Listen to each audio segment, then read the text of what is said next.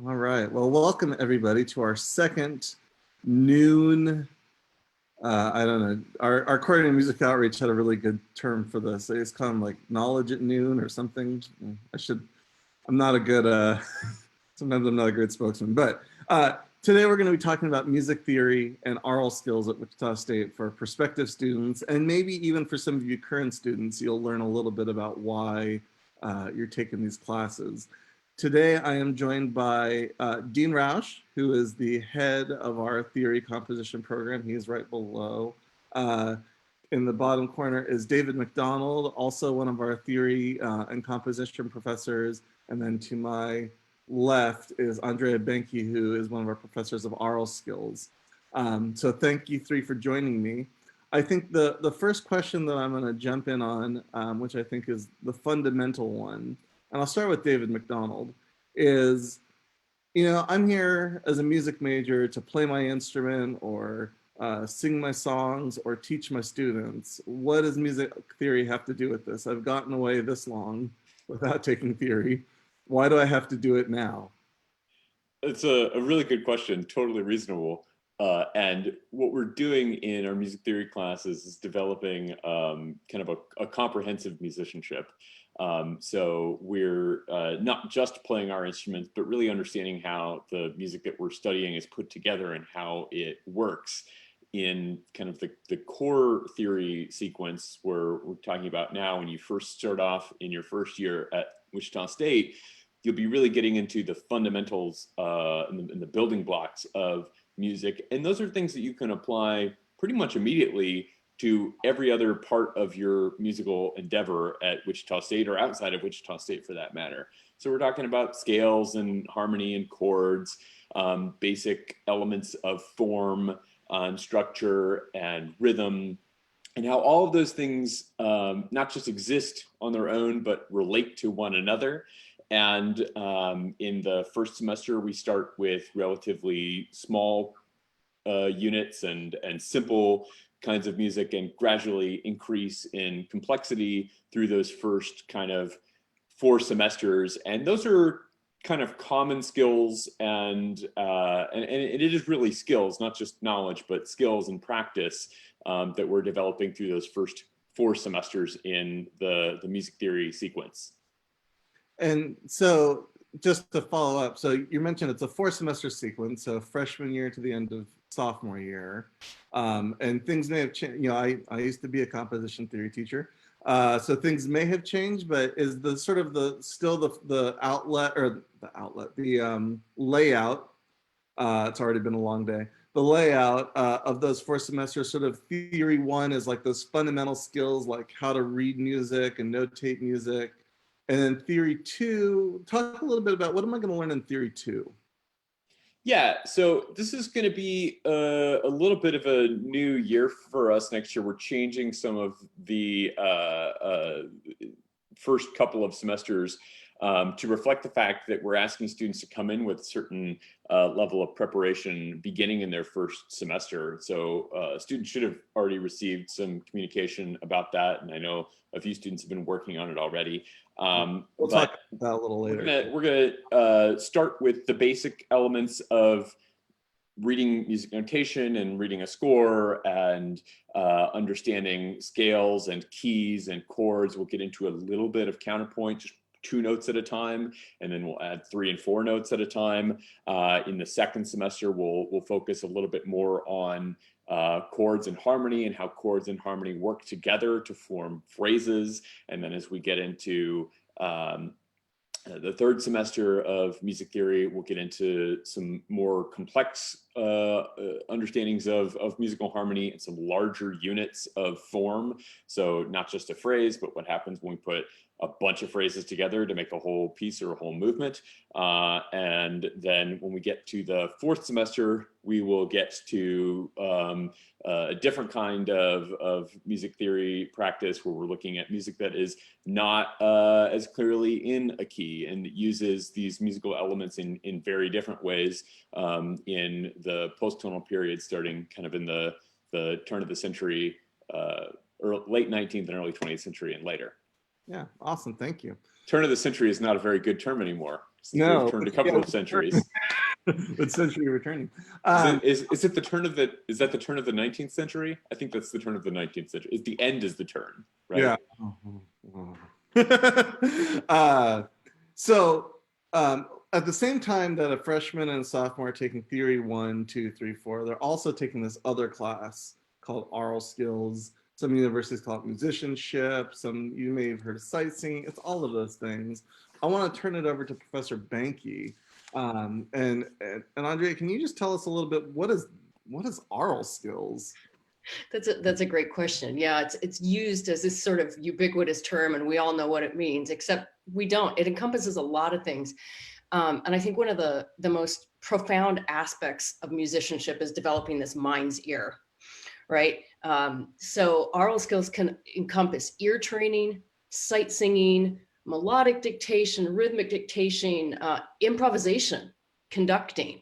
And it's basically, for me, it's just really cool because it's the both aural, ear, and oral, if you will, application of theory.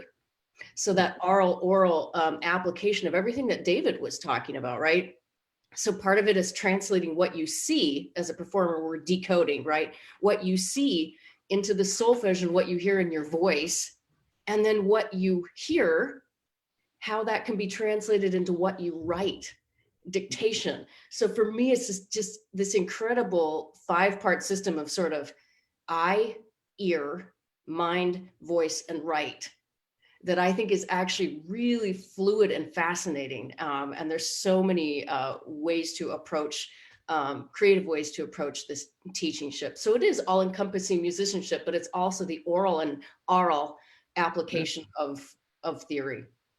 Can I just jump in there? I think this class that Andrea is talking about is really cool and really important. And I think in a lot of ways, aural skills is the thing that ties together all of your other music studies, right? It's the thing that takes what you might learn in your music theory class and lets you practice the skills that will allow you to apply it to singing in a choir and apply it to your piano lessons and apply it to your teaching. And so like, that's to me, the like really cool, exciting thing about aural skills. Yeah, and I do view it as this application for the performer. So I think, you know, it's a dynamic class. Yeah. You will be called upon to participate frequently and often. I've got students constantly going up and back to the whiteboard, to the staff. I invent a lot of games. I've been known to throw stuffed animals, you know, getting people participating constantly into, can I hear and can I write what I hear? Yeah. Can I sing what I hear? Can I sing what I decode? And all of a sudden, these applications of theoretical concepts, which are so important, become tied together. Yeah. What does that chord look like when it's written? What does it sound like? So that's an exciting dynamic thing for me to teach. As over 30 years of performer, I hope to approach it from that standpoint. Well, let me ask, I think what's a common question, you know, look, I'm a string bass player. You know, that's what I do. How is being able, and I can get like, and I'm a really good sight reader on my string bass. Like, you know, you put a piece of music in front of me, I'm pretty strong. So why do I have to be able to sing this out loud? What is it? So like, why would I have to do that? I'm a bass player. That's a great question. I think we all need to be able to translate what we hear and see into the human voice so we can convey it to others as well.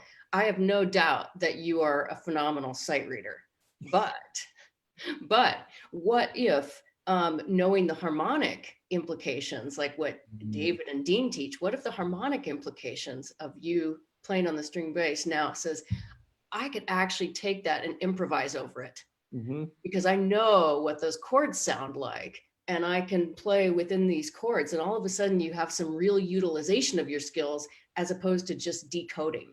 Yeah, I think that's absolutely right. I think it's, you know, oftentimes, especially young musicians or early musicians in the early part of their artistry, you know, it's so easy to like, I can play those notes, I can play those notes, right? But there is something about translating with the voice that helps you actually learn how I think we have good musicians, I think, have a natural sense of musicianship, so that when you sing something, you have one way that you already would think about that line musically. Whereas if you just played it on your bass or your piano or whatever, you may not necessarily understand it.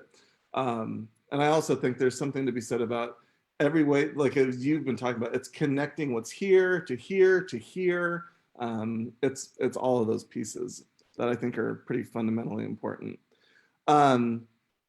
And I want for it strongly to become a loved class instead of a scary class. So I do my best on that. I just have to finish with that.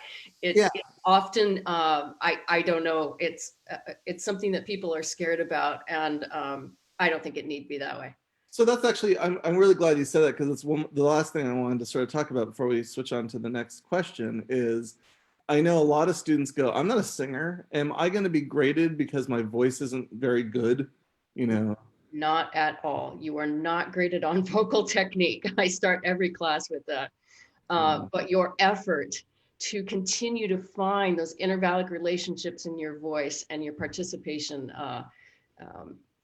is graded, but not your vocal quality. We do not expect all musicians to be trained opera singers. That's right. not It's about using your voice as a tool. It's right. exactly, it's a tool. Right. So, so Dean is the head of the theory area. You know, so I do my freshman, sophomore years. I take my theory 1 through 4, my aural skills 1 through 4. I'm done with music theory, right? I don't have to do anything. Not so much. Oh. If you are a vocal performance major, yes, you are done at that time. But most of our degrees require something beyond theory and aural skills 4. Most people, everyone but vocal performance, would take a class called Form. We call it Form and Analysis. And we talk more than we did in theory class about some of the longer tonal forms like Sonata Form and various kinds of aria forms and things of that nature. There's a class that almost everybody takes, and it's, even if you're vocal and music ed, you still have to take this class. It's called Orchestration, and that's the class where we learn how to write for all the instruments of the band and orchestra. And there's an arranging component there that is very useful in your, especially if you're in music education, will be useful in your professional life there. And then there's a third class that only is required of instrumental performance majors, and that is called counterpoint, and it's actually 18th century counterpoint. So we talk about the music of J.S. Bach quite a bit, although not exclusively. And there we talk about pieces that have different melodies put together and forms like fugues and dance suites and things like that, and also do some composing in that class. So yeah, let me ask a couple of questions about this class. So first off, Bach, but also a lot of Buxtehude, right? We're doing a ton of Buxtehude. Not a ton. All right. Well, for those of you prospective students and maybe even current students, go look up Buxtehude. He's actually kind of important. So Dean, let's start with the orchestration class first, because that's, you mentioned the music ed students having to take that class. And I used to teach that class when I first came to Wichita State. And I thought it was one of those critical music education courses, because the way that I would explain it is, when you go get that first job in rural Western Kansas and your band's got 17 saxes, a trombone, and a piccolo player, and maybe you can get some of the saxes to switch over to clarinet and oboe, and you might get a few more, but you're going to be missing instruments. These are where these skills are going to come in, because there's not a lot of repertoire out there. So you might be doing some of your own arranging and knowing. So I see the benefit for the music ed majors. But you also said music performance majors, instrumental performance majors take that. So if I'm a trumpet player who's going to make my living, playing in orchestras and bands and things, why do I need to take orchestration?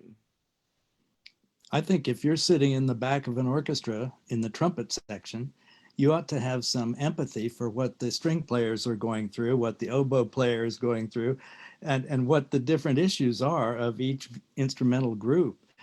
And if nothing else, I think that's important. Yeah, I'll also echo, I think you're absolutely right. I also, what I've learned as a performing musician is that especially if you think about where I think it's important for the string family, but also if I'm a trumpet player and I've got a duo with another member of the orchestra, and I understand, oh, this is the range that they're in right now, and these are the tendencies of that register, and I've got to blend with them, and I'm in this register. Okay, now I know some things, and I can think about how to creatively, what I need to do to my sound to make it fit inside of this. I think about one of my favorite orchestrational moments is short pieces by Stravinsky for orchestra, and he's got trumpet and tuba 2 octaves apart in unison, and if you're the trumpet player, like you need to know, oh, this is like the tuba's mid range, and for the trumpet it's my high range, and how are we gonna make sense of that? So it's a good class for everybody. And you got to know how to make these like bespoke chamber or like arrangements for gigs. Like if somebody's gonna hire you to play at their wedding or their corporate event or whatever, and you can get like 4 people together, it may not be a standard ensemble. You may not be able to find, or they may ask you to play some specific thing that's like their song, Right. And you have to take it and arrange it for whatever you got that's showing up to the gig. And like that's a really I used to have to do that all the time. Pro tip for you aspiring musicians out there: one of the ways that I still pay my bills is I get calls to do wedding arrangements of tunes where I bring in all the skills that we've already talked about, where it's like, hey, I want this no joke, here is an arrangement that I did about 3 years ago. I want this song that was in Game of Thrones arranged for 2 cellos, a violin, and a piano. So, like it was sit down, listen to the recording. So what do I hear? How do I translate it to here? Okay, now I know the theory part. Here's the harmony and the counterpoint that's happening. Okay, now I'm going to go to my orchestration skills, and how can I set this? And so and you know what? It took me about an hour to do the whole thing, and I got paid a couple $100. So it's that kind of, it can go on and help you in ways that you don't even recognize yet. Dean, I also want to talk about the form class. So form and analysis, you were talking a little bit about that, as it's the larger forms like Sonata Form, Allegro Form. And I want to go back to that same thing that I was asking David and Andrea at the very beginning of this. I've been able to play my music since I got to college without knowing what Sonata Form was. Why do I need to know it now? How is that possibly going to help me? Sonata Form is based on a number of things, one of which is motivic manipulation. We have to learn something about that, about how the different tunes are transposed and manipulated and so forth. But the main thing is that the tonal forms have everything to do with what key you're in at any given time, and how stable that key is or is not. And probably the most valuable thing we can teach in any kind of theory class is how to tell what the heck key you're in. And everything that we do is really directed toward that in some way. And I'll tell you this, the key signature does not tell you what key you're in at any given time. So you can't just read the music and play. You have to know where you are in the drama to be a participant in the play. Yeah. And because it's a dramatic form, most of the forms are dramatic in some way, and most of it has to do with keys and how strongly you are in that key and returning to the home key. and all the drama that's involved in that. So that's mostly what that's about. I feel like, and Andre, I'm going to call on you because of your background as for so long as a professional, performing soloist. I feel like knowing what key I'm in might actually make it really helpful for me. Other than I like the artistic side of fitting in the drama, but and Andre, do you have any suggestions what the practical benefits of that would be? Sure. No, Dean and David are quite right. Part of what we train in aural skills is exactly that. And at the first level, it's sort of this embryonic, can you hear what key you're in? Can you hear when we're moving to the dominant? And then of course, those chords, once they're learned and really ingrained in our sort of consciousness, those signal the larger forms that Dean is talking about, or moves to larger forms that Dean and David are talking about. As a performer, as somebody who's coming off a career as an orchestral performer, oh my goodness. I spent 34 years as a single line melodic instrument reader. However, that was one tiny part of my world. The rest of my world, the much larger part, was listening to context. Yeah.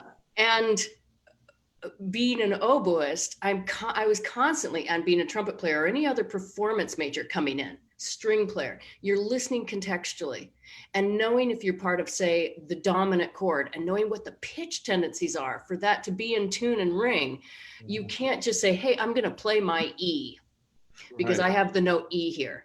If your E is part of a C major chord, it better be lower, So you start thinking vertically and horizontally about the world you're in, as opposed to just, I play a single line melodic instrument. So the application of all this is actually vast. And I would encourage performance majors to sort of start thinking about it that way. I would also say that you shape things differently as a player when you're in different parts of the form. You emphasize different elements of a phrase or different parts of the key, to Dr. Rausch's comment. You'll emphasize different parts of the key depending on where you are in the form and how that key relates to the other keys in the piece. And just a really super practical thing is understanding formal sections. To me, helps with memorization, right? Like that's a really practical, like I know I do this thing twice and then I go to the other section, and after the exposition I come back and I do this other thing to set up the recapitulation. And understanding it in that way allows you to think in bigger and bigger chunks, and it's a lot easier to remember 6 big chunks that are each made up of 2 or 3 smaller chunks than it is to remember 4,000 notes that you play during the course of this piece. Exactly. The brain works in chunks, and that's the essential element of memorizing any piece, is to start hearing these larger scale forms, know where you are, and then it's easier exercise. Well, and another concept that I want to articulate and sort of elevate too is the idea. So when you're in high school, you may spend the whole semester preparing that one concert. Then when you get to college, maybe you spend the whole semester preparing 2 or 3 concerts. And then when you leave and you go into the professional world, you spend maybe a week preparing a concert, and sometimes, a day. And so going back to this musicianship, when I'm from San Francisco, and there was a time in my life where I was basically a professional freelancer. And a lot of those gigs were not, we're going to do a month of practice. It was, hey, there's a reading session at 9 o'clock on Saturday, and then the gig is 3 o'clock on Sunday. And so if I go into it knowing, okay, so if it's the first movement of the symphony, it's probably going to be in sonata form. I know the tonic is here, the dominant's here. I can already start mentally preparing for the kind of things that I should prepare myself to see. And so I know, okay, if this is a D major, I know I've got a lot of F sharps and C sharps, and it's probably going to go to A major, so I should look for some G sharps. I should know that that's coming too. So it makes you a better sight reader and, quite frankly, a highly employable musician. And especially for you singers out there who may pay your bills significantly doing church gigs, where all you're doing is pulling out the music the Sunday morning. Maybe you get a Wednesday evening rehearsal. And knowing those moments and what key you're in you can suddenly identify, okay, that's so to do, or that interval. It's going to make you a better and more employable singer, all of those skills together. So I think, you know, that the thing that that has always drawn me towards theory is that it can deal with the big grand concepts of drama and shape, and goes down to the basic, like, I just need to be able to sight read this thing so that I can get, you know, so that I can buy groceries this weekend, and it can encompass all of that. So that's something I just wanted to sort of elevate. David, you brought this up earlier, and I think this is really important for the prospective students who may be coming in. So I've done my audition for the school. I've gotten my acceptance letter. I'm going to be my major. I'm coming to school in August. I want to register for Theory 1. Is there anything I need to do? That is an excellent question. Thank you for setting me up for that. So yes, there is. There is an online theory assessment that we're asking all incoming students to do before enrolling in Theory 1. It's not, don't like freak out about it. It's not hard, and you can take it as many times as you need to. It's very kind of baseline fundamental stuff, and it's going to allow us to make sure that everybody is prepared to really hit the ground running from the first day of class. It's going to mean that nobody feels like they're missing out on anything when we start. I know some students have a ton of theory background in high school and take classes or AP exams or anything like that in high school, and a lot of other students don't. I didn't. I went to a relatively small high school. We didn't have the faculty to cover any extra classes like that. I just had band. So if that's you, don't worry. This is not a big deal.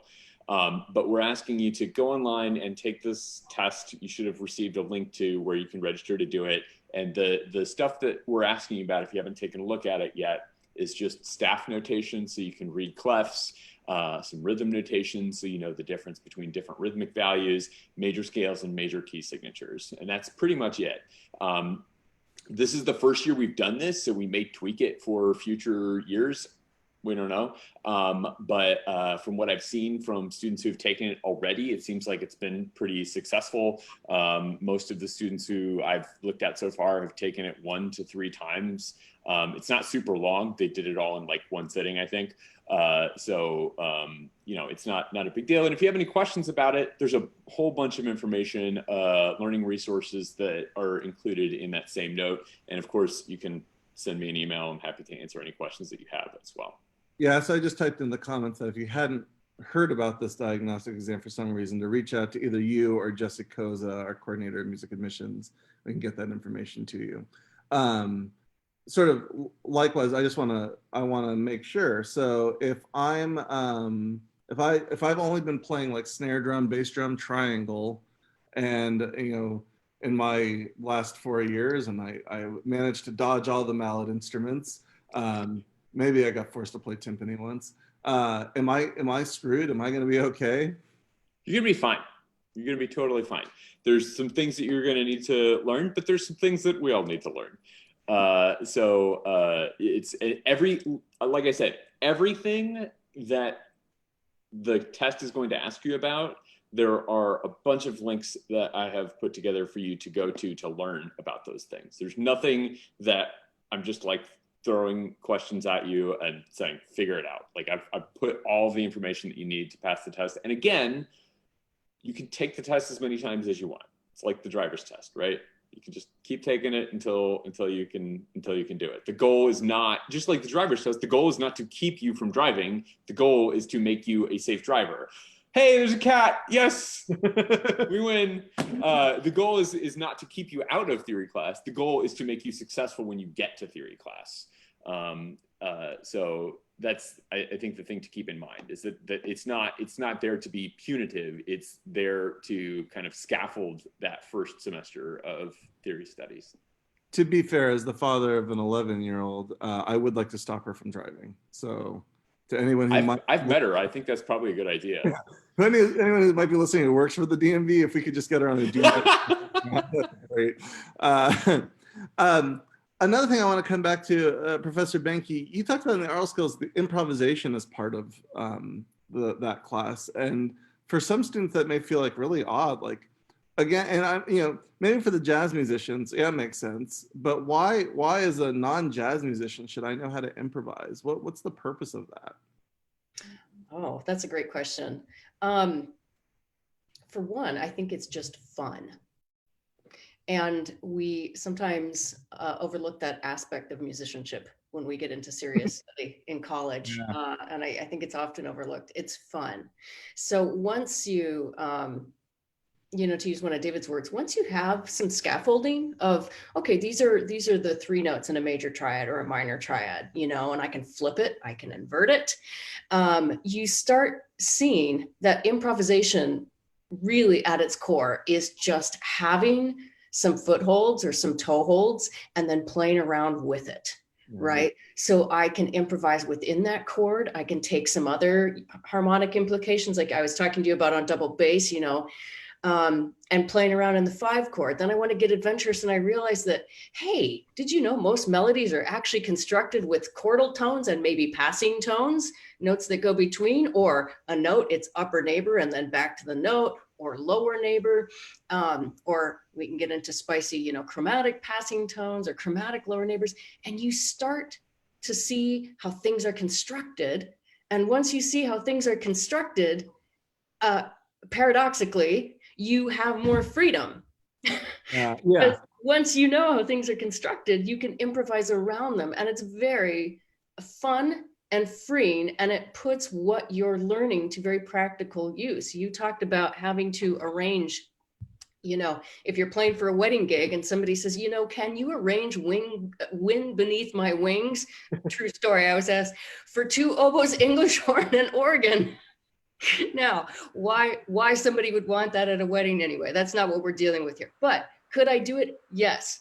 And I could improvise an obligato on that easily because I understood how it was constructed. So I think improv is A, fun, B, useful in actually crystallizing what you're learning, and C, just opens you up to more possibilities. If you can only ever play what is decoded on the page in front of you, I think you will have a very, I don't want to say a non-life as a musician, but it will not be as rich as it ought to be.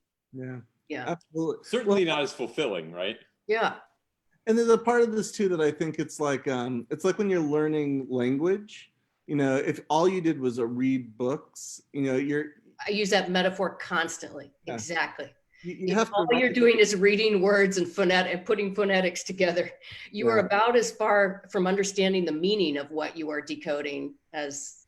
Yeah. Yeah. And one of our grad students actually wrote in the comment, she says, Vivian, it's a life-saving skill when you're performing on stage without music, and it's true. I mean, haven't we all had that nightmare where we were doing some sort of outside gig and the music blows over and you're like, well, and you've got to play and you kind of know where you are at the harmony.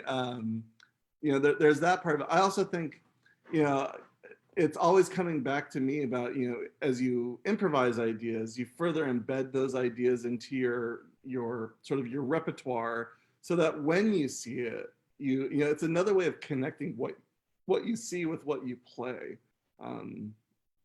And I think whenever we can do that, it just strengthens us as musicians over and over and over again. Yeah, it's a muscle. And, hopefully by the time you graduate from WSU, you're ripped. Got swole.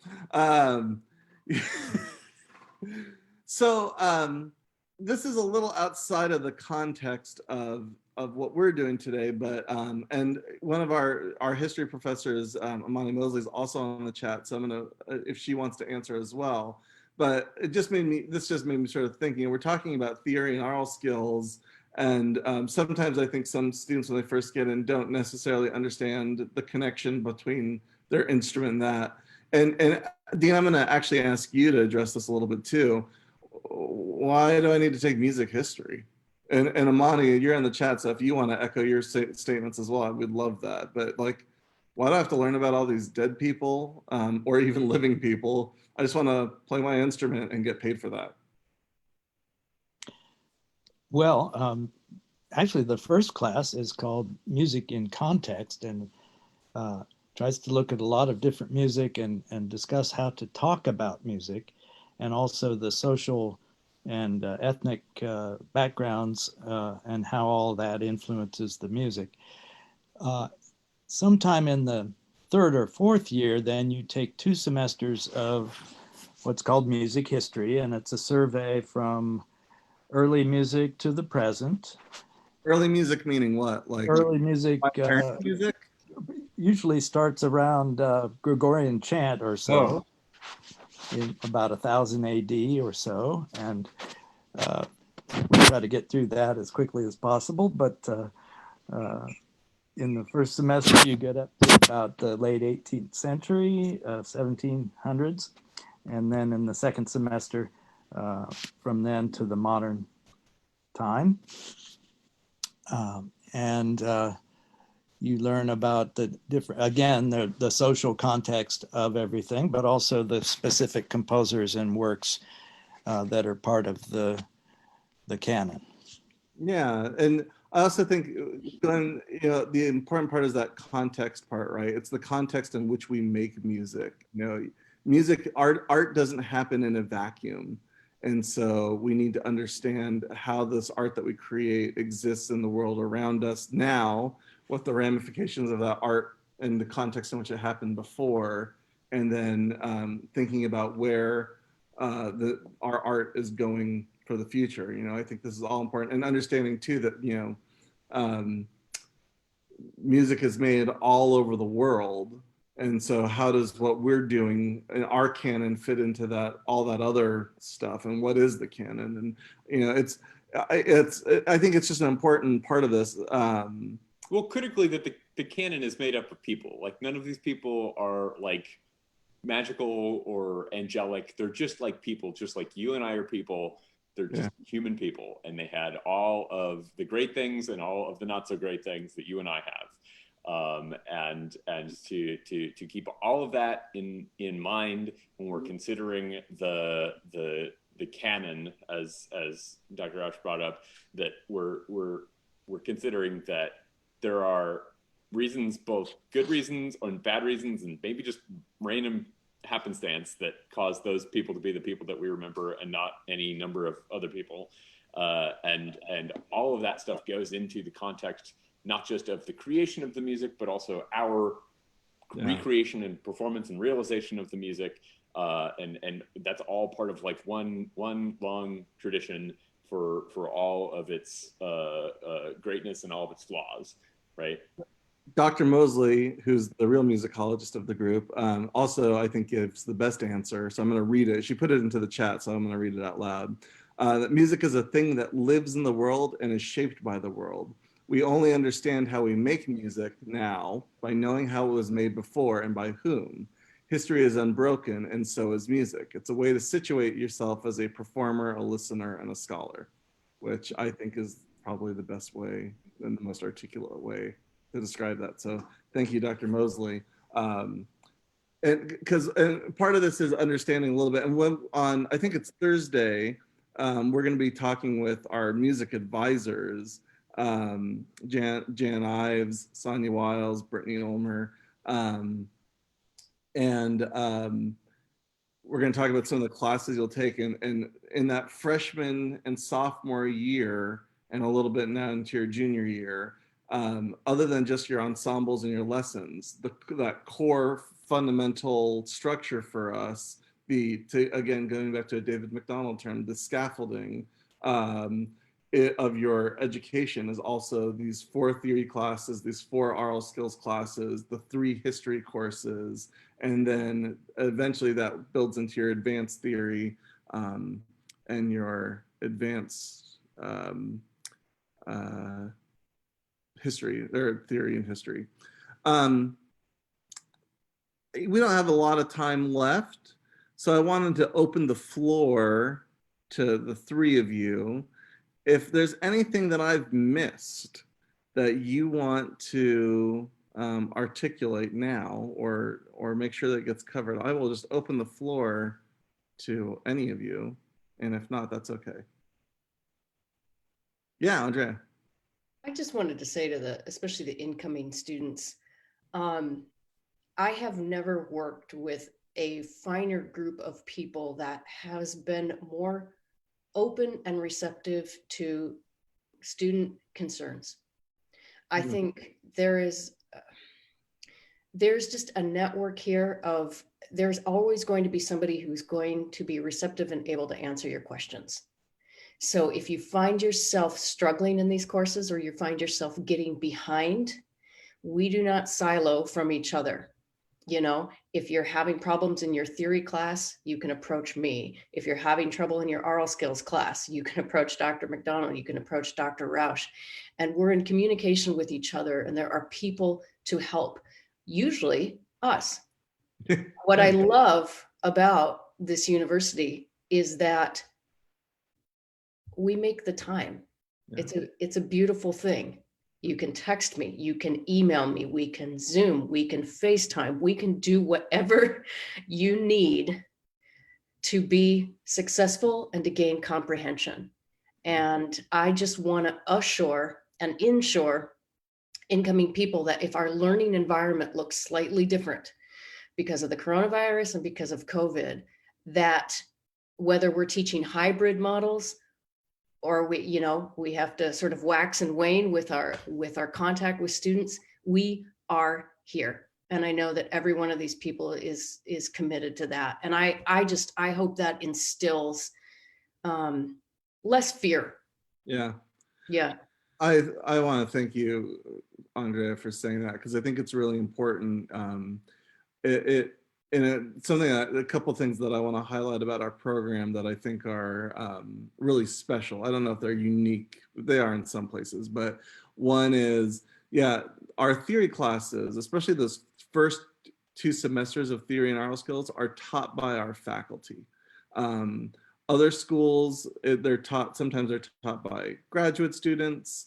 Sometimes they're taught by just lots of different people, but our theory courses are taught by people who are who study the pedagogy of written theory, and our aural skills classes are taught by people who understand the pedagogy of aural skills.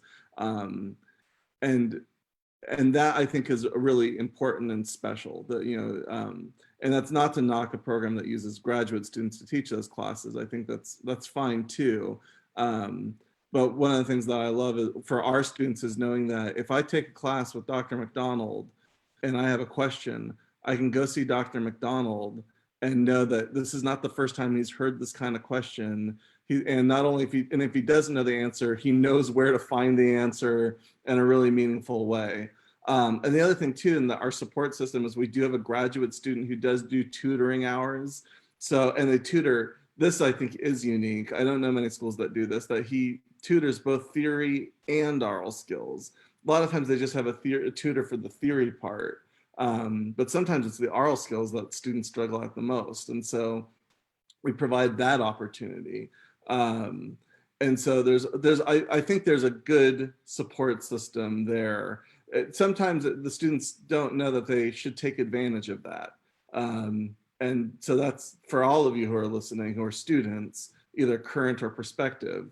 Um, Faculty and tutors can't help you until you ask for help.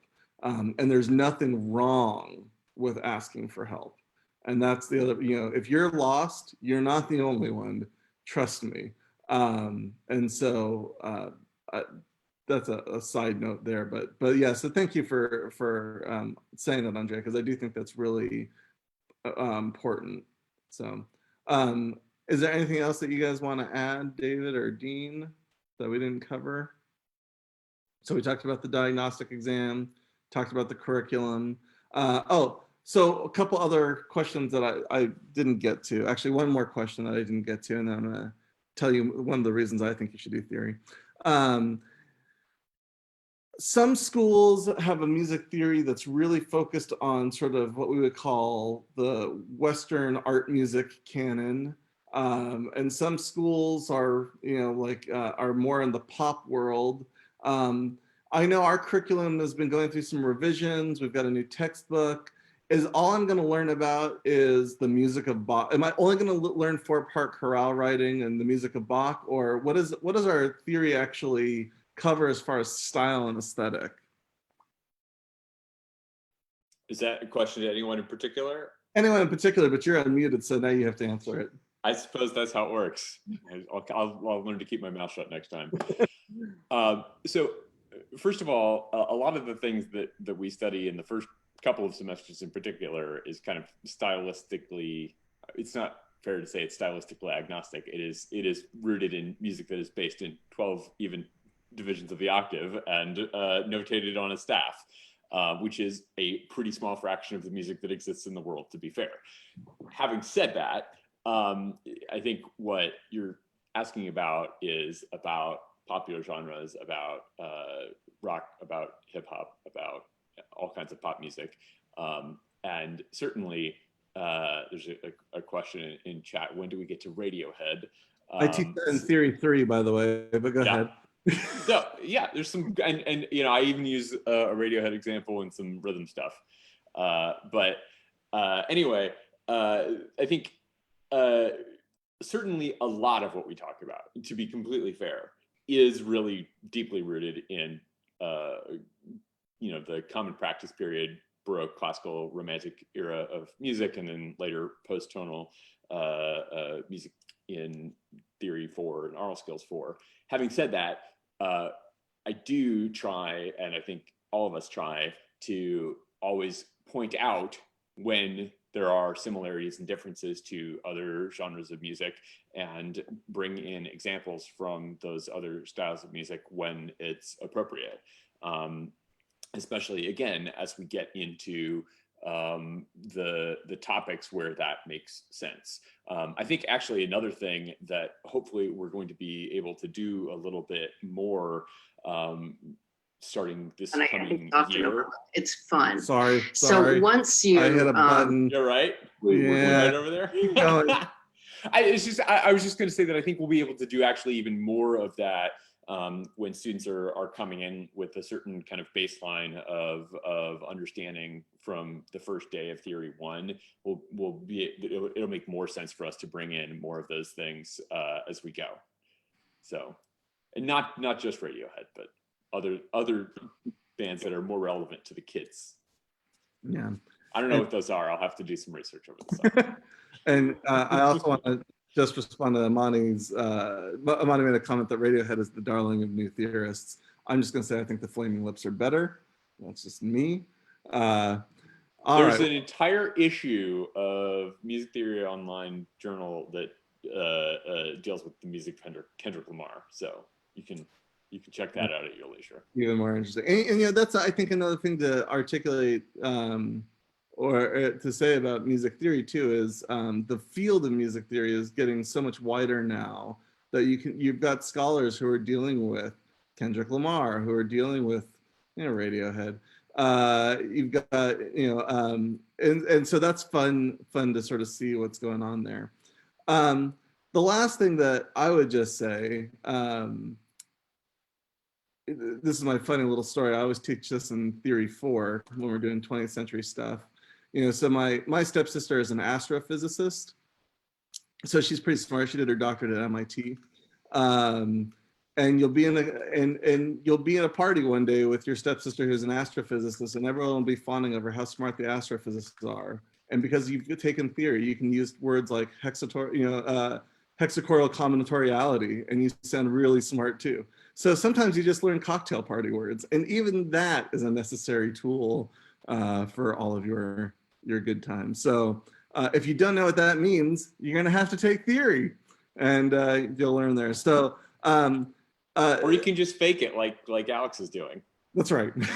And you take 6 notes from here and 6 notes from there, but then another 6 notes over there. Okay. I think that's the end of our time. I want to thank all 3 of you so much for your time, your answering your questions. For those of you who may be watching this later, if you have questions, please feel free to direct them at any one of the 3 of our theory Aural Skills faculty on the page today. the easiest way you can email any one of us is our first name, period, last name at wichita.edu. And that's how you can reach out and connect. So if you've got questions, feel free to drop an email. Otherwise, I think that's where we'll leave it for today. So thank you all. If two quick announcements: Thursday, we'll have another session like this with our advisors. And in just another hour, you can see my beautiful face again with music alum John Clare and radio host for Sirius XM Classical, part of our Interviews with Alumni series. So I hope you'll join us back for that. So thank you all for coming.